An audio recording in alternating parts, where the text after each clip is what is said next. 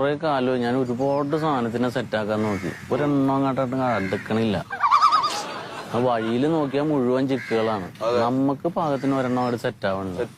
ഇവിടെ ഈ പ്രായം തോന്നണ്ട എന്റെ മുഖത്ത്. പ്രായം ഇപ്പോഴും ചുള്ളനല്ലേ? എന്താന്നറിയില്ല.